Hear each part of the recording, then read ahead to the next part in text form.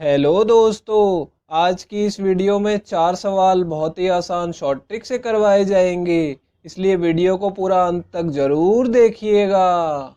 तो आइए दोस्तों, ये पहला सवाल देखते हैं। कोई दुकानदार 50 रुपये में 35 पेंसिल खरीदता है, तो 25% लाभ प्राप्त करने के लिए उसे 50 रुपये में कितनी पेंसिल बेचनी चाहिए, ये हमें बताना है दोस्तों। तो देखिए दोस्तों, इसमें क्या बोला जा रहा है कि वो 25% का लाभ प्राप्त करना चाहता है। ठीक है, जब भी आपको लाभ प्रतिशत में दिया हो या हानि प्रतिशत में दिया हो, तो सबसे पहले आपको क्या करना है, आपको क्रय मूल्य को 100% ले लेना है। ठीक है दोस्तों, क्योंकि सारी चीज़ें क्रय मूल्य पे उनका आधार होता है। ठीक है, तो क्रय मूल्य यदि 100 है और लाभ वो कितना प्राप्त करना चाहता है दोस्तों, 25% का। ठीक है, तो 25% का उसे लाभ चाहिए। ठीक है, यहाँ पे हमें दिया हुआ है, तो क्या करेंगे, विक्रय कितने का करेगा वो, इसको जमा कर देंगे 100 में। ठीक है, 100 जमा 25 तो 125 आ जाएगा दोस्तों कि 125% पे उसे बेचना होगा, यानी विक्रय करना होगा। ठीक है, इतना हमें निकाल लेना है। अब देखिए, इससे हमें क्या पता लगा, क्रय मूल्य का और विक्रय मूल्य का अनुपात हम ले सकते हैं हम यहाँ से। ठीक है, तो हमें इसका अनुपात ले लेंगे कि यदि क्रय मूल्य 100 है, ठीक है, तो विक्रय मूल्य कितना होगा हमारा 125। ठीक है दोस्तों, तो इसका हमने अनुपात ले लिया, तो इसको हम 25 से काट सकते हैं। दोनों को 25 से काटेंगे तो कितना आ जाएगा, यहाँ पे 4 आ जाएगा 25 से भाग करने पे, और इसे 25 से भाग करेंगे तो 5 आ जाएगा। ठीक है दोस्तों, तो इससे हमें क्या मिल गया, हमारा मूल्य का अनुपात मिल गया। ठीक है दोस्तों, यहाँ पे और एक हमें इस क्वेश्चन में संख्या का अनुपात लेना होता है। ठीक है, संख्या का अनुपात क्यों लेना होता है, क्योंकि वो बोल रहा है कि उसे कितनी पेंसिलें बेचनी चाहिए, तो पेंसिलों की संख्या बतानी है। ठीक है, तो संख्या का अनुपात भी हमें लेना होगा। अब देखिए, उसने कितनी पेंसिलें खरीदी हैं, 50 रुपये में 35 पेंसिल खरीदी हैं। ठीक है, तो क्रय मूल्य के नीचे 35 लिख देंगे। ठीक है, क्योंकि क्रय मूल्य मतलब खरीदना और विक्रय मतलब बेचना। अब वो बोल रहा है कि कितनी पेंसिलें बेचनी चाहिए। ठीक है, तो बेचनी कितनी चाहिए वो तो हमें पता नहीं है, तो हम यहाँ पे x लिख लेंगे। ठीक है दोस्तों, इसे कि x मान लेंगे कि उसे x पेंसिलें बेचनी चाहिए। ठीक है, अब देखिए इसे सॉल्व कैसे करेंगे, इसमें हमें x की वैल्यू निकालनी है। ठीक है, तो देखिए हम क्या करेंगे, यहाँ पे इन दोनों को गुणा कर लेंगे और इन दोनों को गुणा करके उसके बराबर में रख देंगे। कैसे, मैं आपको बताता हूँ। देखिए यहाँ पे 35 को 4 से गुणा करेंगे, यहाँ पे इन दोनों का गुणा किया, और फिर 5 का गुणा x में करेंगे तो 5 गुणा x आ जाएगा। ठीक है, और दोनों को बराबर में रख देना है दोस्तों। ठीक है, अब देखिए x की वैल्यू निकालने के लिए 5 को नीचे भाग में भेज देंगे, तो 35 गुणा 4 और भाग में 5 आ गया और बराबर है x के। ठीक है, अब 5 से इसे काटेंगे तो कितना आ जाएगा, 7 आ जाएगा, और 7 चौक 28 आ जाएगा दोस्तों। ठीक है, तो x की वैल्यू आ गई 28, यानी उसे 28 पेंसिलें बेचनी चाहिए, तो ये तीसरा ऑप्शन करेक्ट होगा। तो आइए दोस्तों, अब अगले सवाल की तरफ चलते हैं। तो आइए दोस्तों, अब ये दूसरा सवाल देखते हैं। एक रेलगाड़ी 52 किलोमीटर प्रति घंटा की चाल से एक निश्चित दूरी 7 घंटे में तय करती है, तो उतनी ही दूरी 4 घंटे में तय करने के लिए उसे अपनी चाल में कितनी वृद्धि करनी होगी, ये हमें बताना है दोस्तों। तो देखिए दोस्तों, इसमें क्या बोला जा रहा है कि एक रेलगाड़ी 52 किलोमीटर प्रति घंटा की चाल से कोई दूरी तय करती है 7 घंटे में, अब उसे उतनी ही दूरी 4 घंटे में तय करनी है। ठीक है, तो चाल में वृद्धि पूछी जा रही है, तो इसके लिए हम क्या करेंगे, पहले हम उसकी नई चाल निकाल लेंगे, फिर देख लेंगे कि उसमें कितनी वृद्धि हो रही है। ठीक है, तो इसके लिए हम क्या करेंगे, हम जो हमें दोनों समय दिए हुए हैं, ठीक है, पहले 7 घंटे का समय लग रहा था, अब उसे 4 घंटे का समय लगना चाहिए, तो पहले हम इनका अनुपात ले लेंगे। ठीक है दोस्तों, तो देखिए समय का अनुपात कितना हो जाएगा, पहले उसे 7 का समय लग रहा था, 7 घंटे का, और अब 4 का समय लगना चाहिए। ठीक है, तो मैं आपको समझाने के लिए लिख देता हूँ यहाँ पे कि ये पहले का समय है और ये अब उसे समय लगना चाहिए। ठीक है, तो अब देखिए हमें चाल का अनुपात निकाल लेना है इसमें। ठीक है, दूरी हमें निकालने की जरूरत नहीं पड़ेगी, शॉर्ट ट्रिक लगा देंगे।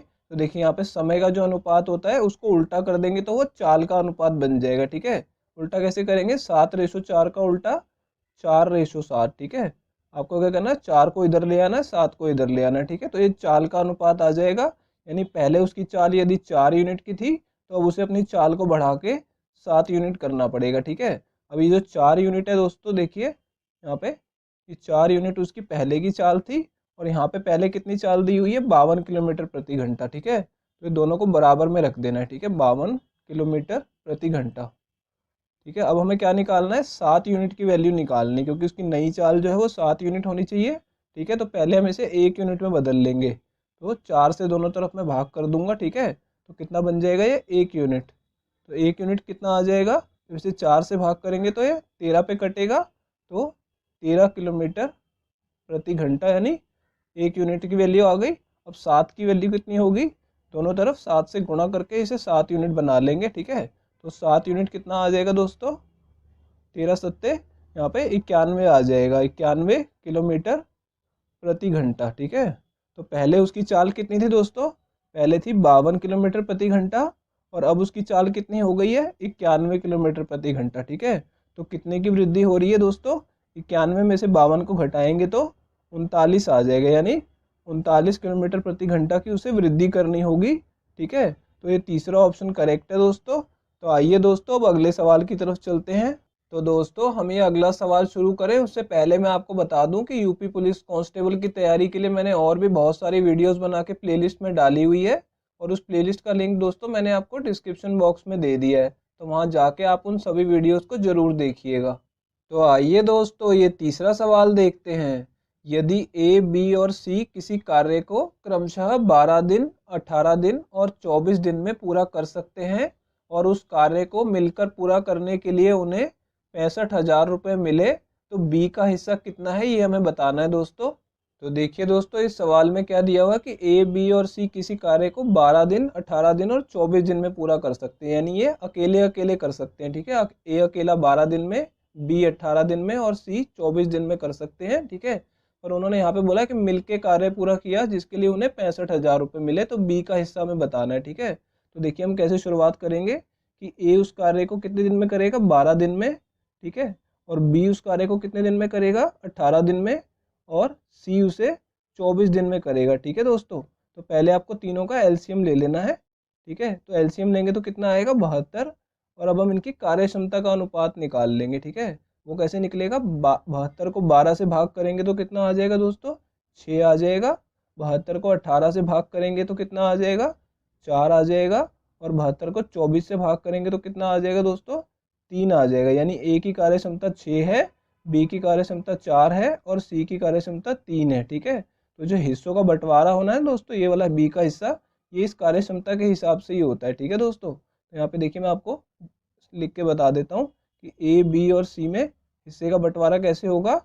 ए के सामने हमने 6 लिख लिया, बी के नीचे यहाँ पे देखिए 4 लिख लिया, और सी के नीचे 3 लिख लिया, ठीक है। ये इनके हिस्सों का अनुपात भी दोस्तों इसकी कार्य क्षमता के हिसाब से ही होगा, यानी ए का हिस्सा 6 है, बी का हिस्सा 4 है, तो सी का 3 है, ठीक है। और तीनों के हिस्सों का योग कितना है दोस्तों, तीनों को जमा करेंगे 6 और 4 10, 10 और 3 13, यानी 13 यूनिट इनका कुल हिस्सा है, ठीक है। तो देखिए यहाँ पे 13 यूनिट इनका कुल हिस्सा है, और यहाँ पे क्वेश्चन में क्या दिया है कि 65,000 रुपये, यानी ये भी इनका कुल हिस्सा है। तो 13 यूनिट को 65,000 रुपये के सामने लिख दिया हमने, ठीक है। अब देखिए इसका बंटवारा होना है, तो बी का हिस्सा कितना होगा, 4 यूनिट, ठीक है दोस्तों।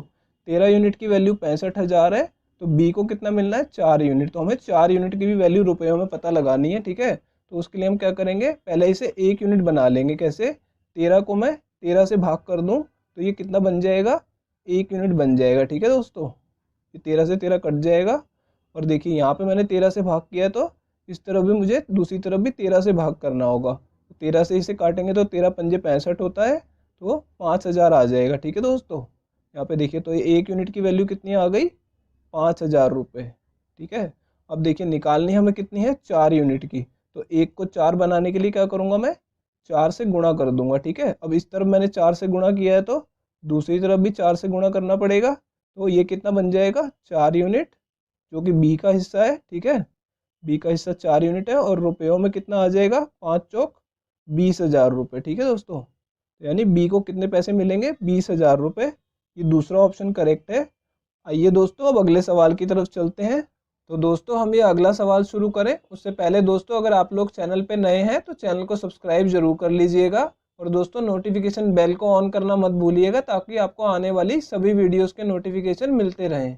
तो आइए दोस्तों ये चौथा सवाल देखते हैं। 90 लीटर दूध और पानी के मिश्रण में 72% दूध है, इसमें कितना पानी और मिलाया जाए ताकि नए मिश्रण में दूध की मात्रा 54% हो जाए।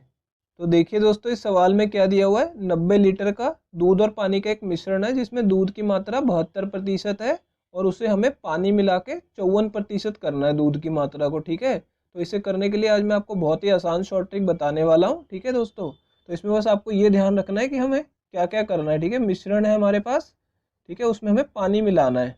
तो मैं आपको लिख के समझा देता हूँ कि एक तो हमारे पास मिश्रण है और दूसरा क्या है, उसमें मिलाने के लिए पानी है। ठीक है, ये मैं आपको समझाने के लिए लिख रहा हूँ, एग्जाम में आपको ऐसा नहीं लिखना होगा।